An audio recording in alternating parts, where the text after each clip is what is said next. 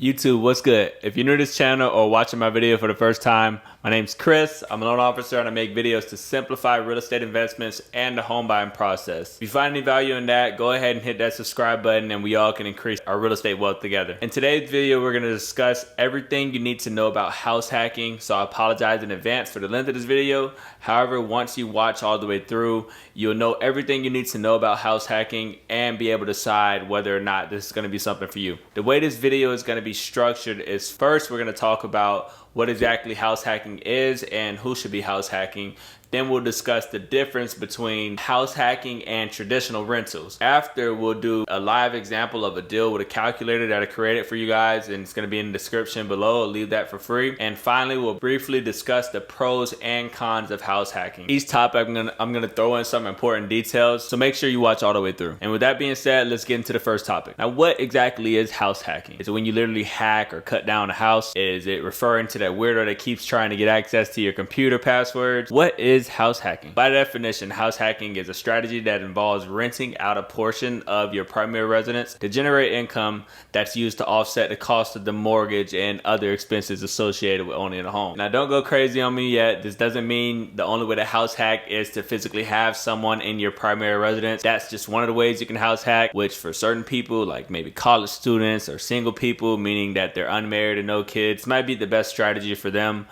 There are a few options you have when you're considering house hacking. Another option would be using a multifamily unit, whether that be a duplex and living in one side while renting out the other, or buying a triplex or quadplex and living in one of the units while renting out the other. Bottom line, the key concept is that you'll be living in the property you're renting out. What this does is you'll be able to live in your home for a fraction of the price that you'll normally pay when living in a primary residence, or in some cases not have any mortgage payments whatsoever. So now that we have an understanding of what house hacking is, we need to understand a tool that we're going to use to make house hacking possible, and that's a mortgage. The most common mortgage products that make house hacking possible is FHA and VA. Sometimes conventional as well. I'll go over why I say sometimes later on in the video. The reason these are the most common ways that house hacking is done is because of their down payment requirements on a primary residence. For FHA, you only have to really put 3.5% down, and for VA loans, you don't have to put any down payment.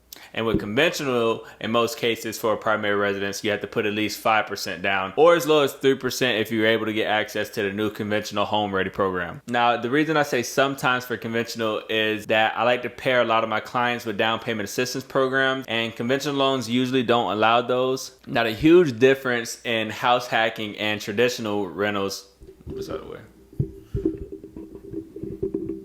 Now, the huge difference in house hacking and traditional rentals is it lies in the down payment. Whereas in a traditional rental, you'd have to have a down payment of at least 10 to 25%.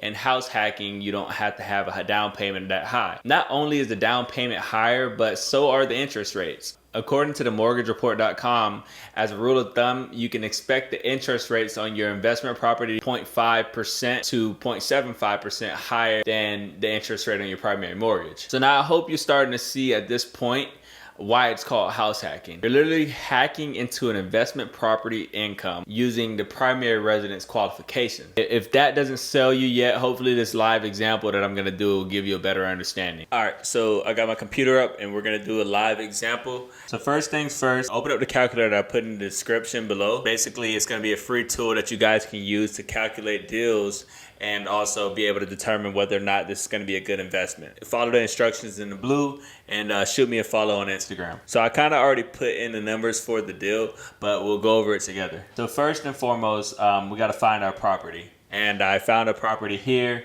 It's basically in Broward County, Florida. It's going to be in Fort Lauderdale, and it's a 6-bedroom, 4-bathroom property, duplex, and basically on one side it's going to be 3 bedrooms, and then on the other side it's going to be 3 bedrooms as well, split evenly. Now you see like the appliances are updated. It looks pretty new. The bathroom's nice. Tile's good. Let's see some more information on it. It was built in 73, so chances are that roof needs to be replaced. But let's just focus more on the numbers now, and we'll go on how to break down what type of maintenance that you need to do on a property a little later on. But anyway, So we've got $444,000 is the property value. 900, let's say 445. So we'll put in a calculator $445,000 as the sales price of the home. And then now we're going to put in the down payment. The minimum down payment requirement, let's just say we're going to use an FHA loan on this one, and it's going to be 3.5%. And then DPA means down payment assistant. So basically, if you once you apply for those government programs or whatever program your county offers, they'll let you know how much they'll put towards your down payment. In this case, let's say it's going to be 3.5%, as in they'll cover your entire down payment. And then closing costs. Closing costs, they're going to vary. The best way you can get the exact number for closing costs is going to actually be by getting pre-qualified. But for now, generally speaking, average closing cost is going to be 2.5% of the purchasing price. And then interest rates. The interest rates are pretty low right now. Let's just play it safe and say 3%. And then lastly, the term. Term is how long you're going to be having the mortgage finance for. In this situation, we're going to say 30 years. If you watch Dave Ramsey, he's going to tell you 15 years. It's up to you. I think 30 years for a situation like this one is a good idea because our goal is to create cash flow in this situation, not pay off the home faster. We want to be able to live in a home and create the cash flow for the home. So if you get in a 15-year mortgage while you're trying to house hack, it's kind of going to defeat the purpose of house hacking because you're going to be paying more for the mortgage. All right, so right off the bat, we see the principal and interest payment is going to be around $1,744. Let's round up and say $1,745. And then the upfront cost is going to be around $11,000. Now, that's going to be just the closing costs, okay? Closing costs are fees, so it's going to be money that you're putting into the home and you're not going to get back. All right, now step 2, we calculate affordability. I threw this in here on my own because I believe that affordability is something you need to consider whenever you're determining if you're going to buy a home. And so we're going to start off with your total household income. And this is between you and whoever else is going to be on the mortgage, but use the gross income. So in this case, let's say somebody's making $65,000 a year gross. Their monthly income is going to be $5,400. And then now we're going to input how much debt this person has a month.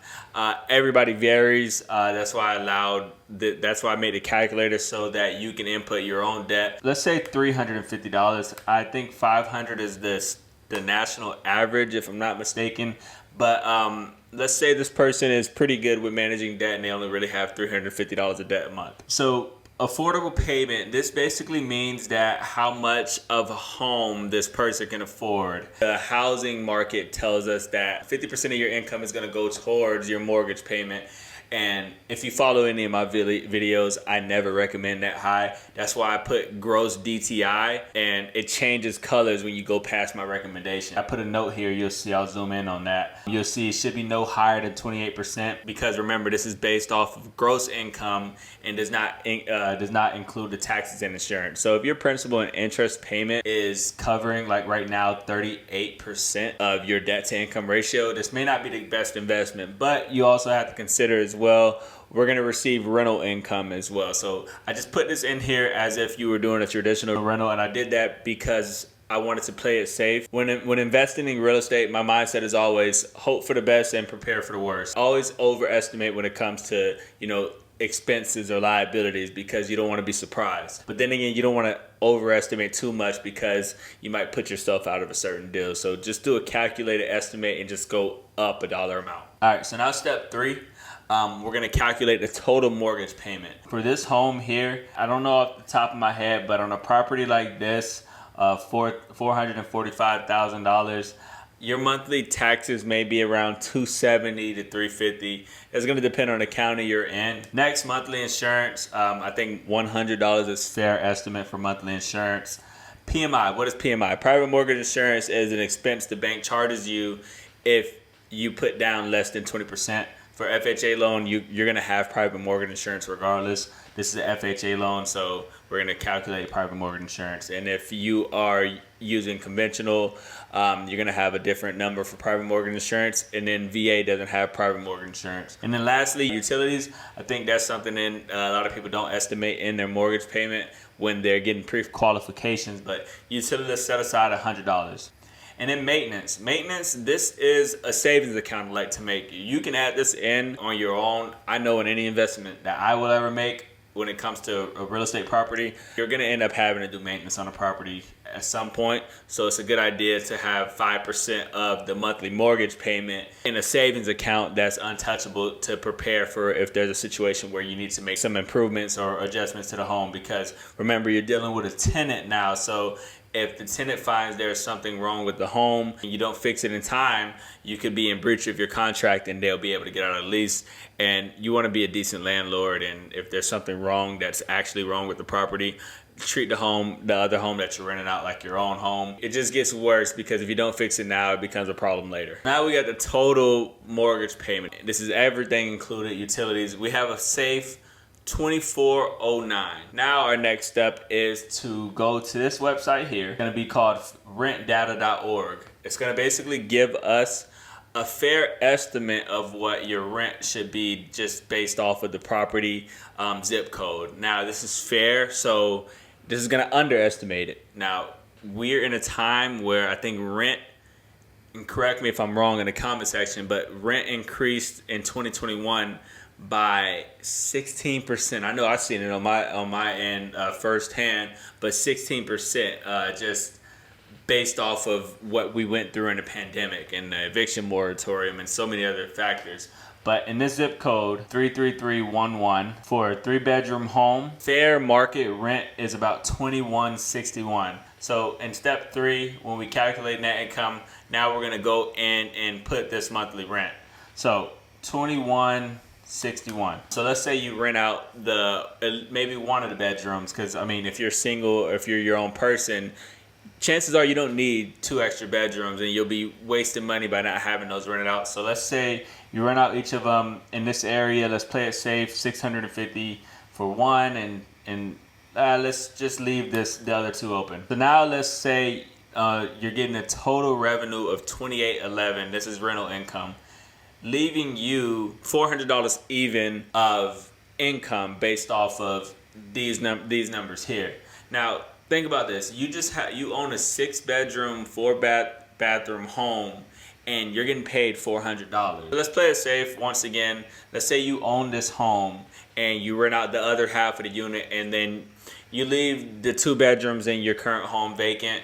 However you want to do it. Let's just say we're not renting those other bedrooms out. It's optional. Maybe you can have an Airbnb situation, but it's optional. We're not renting it out.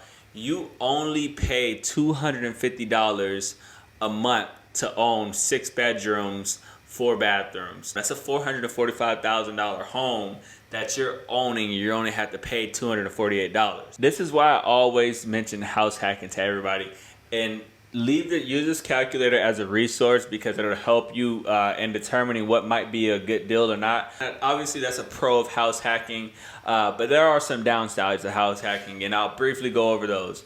One con I can think of off the rip is just finding a duplex or multifamily unit at all. House hacking isn't a secret. A lot of people do it. So these properties, when they go on the market, if they're worth anything, they'll probably be out the market that same day. So finding a deal in house hacking, it takes a lot of patience.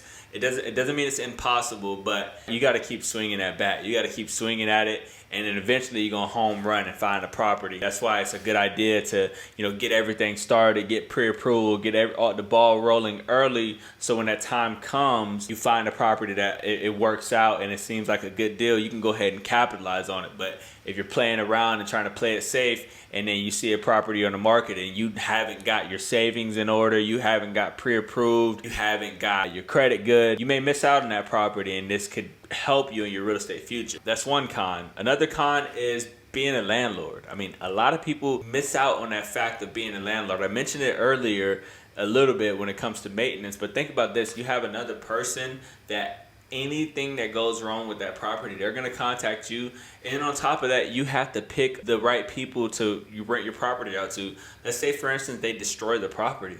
You're responsible for it. Now, there is insurance in play, but let's face it, insurance ain't the best friend, and it takes forever. While that home is getting fixed up off of some damages, you have to cover that mortgage payment. That's why I have the affordability calculator on there, so you can determine if this person doesn't come up with rent, then I'll still be able to cover it just based off of affordability. On top of that, another con is multifamily units are usually a bit more pricey than single family units, and that's because it's 2 houses in one. So keep in mind there are income limitations. Say for instance in FHA loans, because it's your primary residence, your debt to income ratio is going to be based off of that higher priced home. It may be something that you can get into, but it's going to be something that if you're borderline when it comes to income, or if you have a lot of debt, it may stop you from being able to qualify for this. I think that's about all the cons I can think about right now. If you have any cons that you have of house hacking, go ahead and leave a comment below. Other than that, that's going to be it for the video. I hope you guys enjoyed it. Found any value in the video, make sure you subscribe and hit that like button